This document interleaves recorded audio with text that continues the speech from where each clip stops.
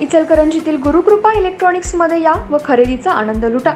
LED TV, fridge, mobile, laptop, mobile accessories, washing machine, home theatre यासारख्या उपयोगी वस्तू मिळण्याचं एकमेव ठिकाण। एक वेळ अवश्य भेट द्या। संपर्क 96 23 26 22 07 आणि 92 73 73 53 53।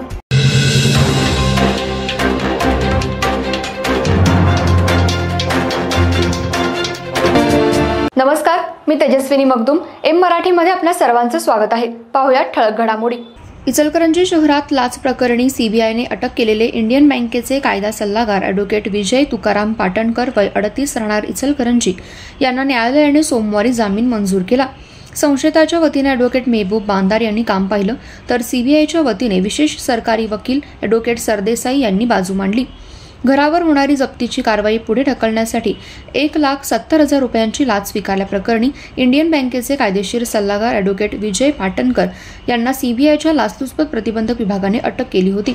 पाटणकर यांच्याकडून वकिलामार्फत जामिनासाठी न्यायालयाकडे अर्ज सादर केला होता। या अर्जावर येथील जिल्हा व विशेष सत्र न्यायाधीश मिलिंद भोसले यांच्यासमोर सुनावणी झाली।